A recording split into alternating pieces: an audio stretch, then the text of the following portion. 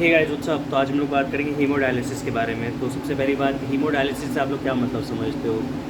Haemodialysis करवाने की ज़रूरत कब पड़ती है या डायलिसिस करवाने की कब ज़रूरत पड़ती है? जब तुम्हारा रीनल फंक्शंस तुम्हारे इम्पेयर्ड हो और कागज़ नहीं काम कर रहे हो, तभी ना हीमोडायलिसिस के लिए जाओगे या पेरिटोनियल डायलिसिस के लिए जाओगे।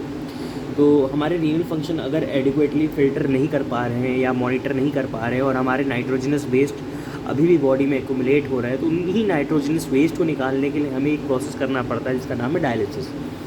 तो हीमोडायलिसिस बेसिकली उसी डायलिसिस का एक हिस्सा है। तो डायलिसिस पे भी 3-4 पार्ट होते हैं, जैसे हीमोडायलिसिस, पेरिटोनियल डायलिसिस वगैरह वगैरह।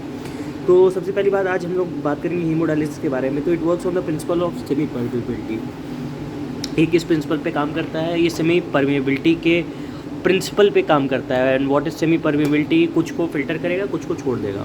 तो blood is taken from the artery and given back to vein, इसीलिए नाम इसका है कि ब्लड लिख लेते हैं ना, इसीलिए हम लोग हीमोडायलिसिस कहते हैं इसको, ठीक है ना। हीमोडायलिसिस तभी कहते हैं कि हमने ब्लड आर्टरी से लिया, उसी ब्लड को हमने वेन में वापस डाल दिया, ठीक। We make an AV fistula because veins are difficult to find in hands and veins become prominent arterialization of veins. हमने क्या करना है कि जब हमने आर्टरी से लिया ब्लड को वेन्स में डाला, तो क्या होता है, AV फिस्टुला हमने बना देते हैं। क्योंकि क्या होता है कि हमारे हाथों में, हैंड्स में, it is pretty much difficult to find veins and arterialization of veins occurs, right? Veins become prominent and arterialization of veins occur, right? Indications क्या हैं हीमोडायलिसिस के? इंडिकेशंस क्या क्या हैं तो समझो।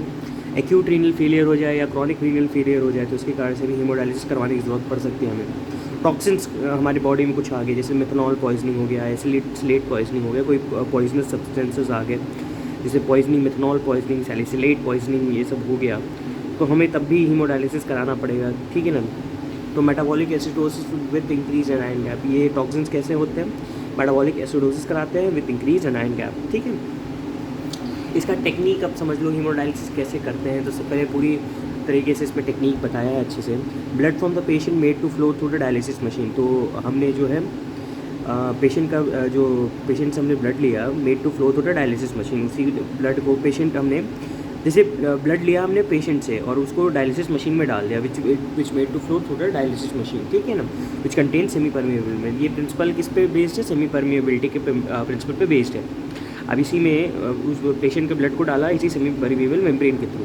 तो ये क्या करता है, ये separate blood and dialysis fluid, ये ब्लड और डायलिसिस फ्लूइड को सेपरेट करता है। तो solute such as urea, creatinine के potassium shift from high concentration to low concentration. अभी सेमी परमिएबल मेम्ब्रेन है, मतलब कुछ ही चीज़ को ये सेलेक्टिवली परमिएबल होता है। तो ये क्या करता है, ये यूरिया, क्रिएटिनिन और पोटेशियम को ये डायलिसिस फ्लूइड की तरफ भेज देता है। क्यों? क्योंकि वो हायर कंसंट्रेशन से लोअर कंसंट्रेशन में जाते हैं। जैसे आपको पढ़ा ही है आपने केमिस्ट्री में अपनी बेसिकली, कि कोई भी सल्यूट जो है अगर ज़्यादा कंसंट्रेशन में कहीं हो और वो लोअर कंसंट्रेशन की तरफ भागे, तो इट्स नॉर्मल फिनोमिनन, ये सेमी परमिएबल मेम्ब्रेन के थ्रू कर सकता है, ठीक है ना। तो बेसिकली क्रिएटिनिन, यूरिया और तुम्हारा पोटेशियम जो है हायर कंसंट्रेशन से लोअर कंसंट्रेशन पे चले जाते हैं, right. Fluid is remove by applying negative pressure to the dialysate side ultrafiltration. तो फ्लूइड कैसे हम लोग रिमूव करते हैं? नेगेटिव प्रेशर लगा के डाइसैलिड साइड से अल्ट्राफिकेशन से, ठीक है ना। फ्लूइड हम लोग रिलेट कर लेते, मतलब कि रिमूव कर लेते हैं by ultrafication method, ultrafiltration method, ठीक है। After passing through the dialysis machine blood goes back to patient. अब जो डायलिसिस मशीन से तुम्हारा ब्लड जो ब्लड तुम्हारा पेशेंट से डायलिसिस मशीन में गया था, वो डायलिसिस मशीन से अब वापस हम लोग पेशेंट में भेज देंगे, ठीक है ना। Heparin is given to the patient to prevent clotting of the blood as it passes through the dialysis machine. Heparin हमने देना है पेशेंट को, क्योंकि हमने प्रिवेंट करनी है clotting of the blood as it passes. अगर हम देखो, हम लोग पेशेंट में हेपारिन दे देंगे ताकि हम प्रिवेंट कर सके clotting of the blood while passing through the dialysis machine. Dialysis machine में हमने जब ब्लड गया तो हो सकता है वो क्लॉट कर जाए, इसलिए हम लोग पहले से हेपारिन दे के रखेंगे ताकि वो ब्लड क्लॉट ना करे।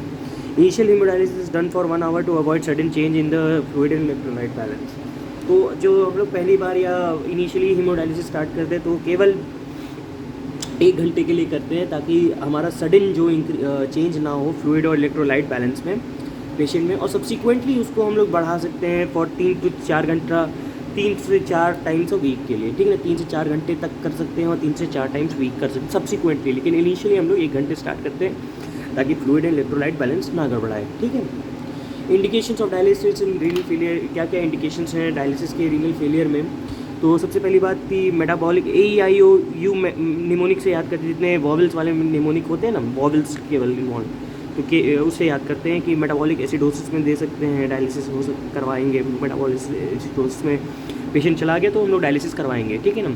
इलेक्ट्रोलाइट इम्बैलेंस हो गया किसी पेशेंट को, ठीक है ना, तो इलेक्ट्रोलाइट इम्बैलेंस हो गया, electrolyte imbalance most important to manage hyperkalaemia. Hyperkalaemia को हमें मैनेज करना, नहीं तो कार्डियक अरिथमिया हो जाएगा, बंदा अरिथमिया से मर जाएगा, राइट। मेटाबॉलिक एसिडोसिस हो गया, इलेक्ट्रोलाइट इम्बैलेंस हो गया, इंजेक्शन ऑफ पॉइजन। अब कोई भी पॉइजन बंदा ने ले लिया, जैसे ethylene glycol, methanol poisoning, salicylate poisoning, उसके केस में हमने डायलिसिस करानी है, ठीक है। ओवरलोड हो गया, मतलब CHF VHF के केसेस में भी हमने डायलिसिस करानी है। यूरेमिया हो गया, यूरेमिया में ऑफकोर्स यूरेमिया है, यूरिया को हटाना है तो हमें डायलिसिस करवानी पड़ेगी, राइट। कॉम्प्लिकेशंस ऑफ हीमोडायलिसिस के क्या क्या कॉम्प्लिकेशंस है हीमोडायलिसिस की, तो नोजिया, वॉमिटिंग, हेडेक हो सकता है। Post haemodialysis nausea, post haemodialysis vomiting, headache, ये सब हो सकता है। Hypotension is most common because large amount of fluid, water and salt are remove. तो हाइपोटेंशन बंदे को हो सकता है क्योंकि लार्ज अमाउंट ऑफ जब तुम वाटर और सॉल्ट निकालोगे किसी भी फ्लूइड से तो ऑब्वियसली वो उसका इंट्रावेस्कुलर वॉल्यूम कम हो जाएगा, तो वो हाइपोटेंशन में प्रिसिपिटेट कर सकता है बंदा।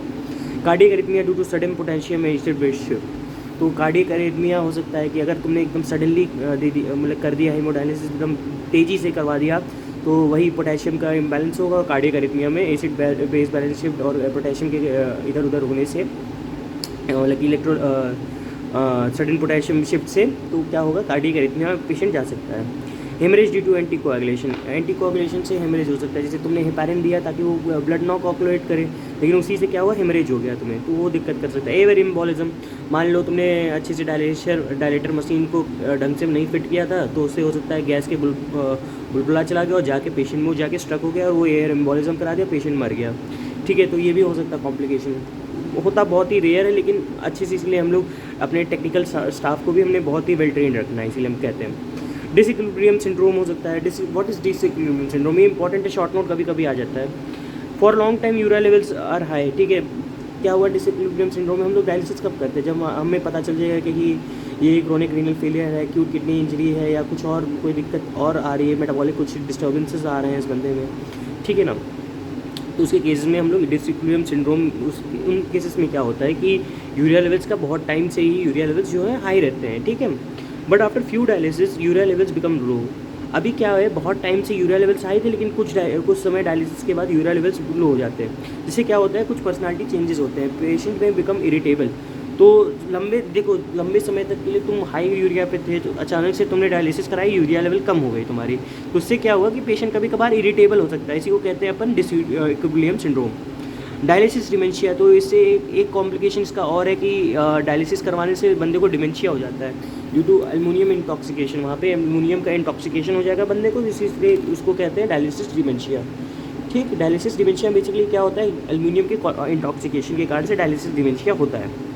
और क्या हो सकता है, ल्यूकोपीनिया हो सकता है, बंदे को ल्यूकोपीनिया हो जाएगा, और डिक्रीज कॉम्प्लीमेंट लेवल्स, और कॉम्प्लीमेंट लेवल्स डिक्रीज कर जाएंगे, ठीक। तो ये कुछ बात रही तुम्हारी हीमोडायलिसिस के बारे में। उम्मीद है तुम्हें समझ में आओगे। मिलते हैं तुमसे नेक्स्ट वीडियो में, रख ले, बाय।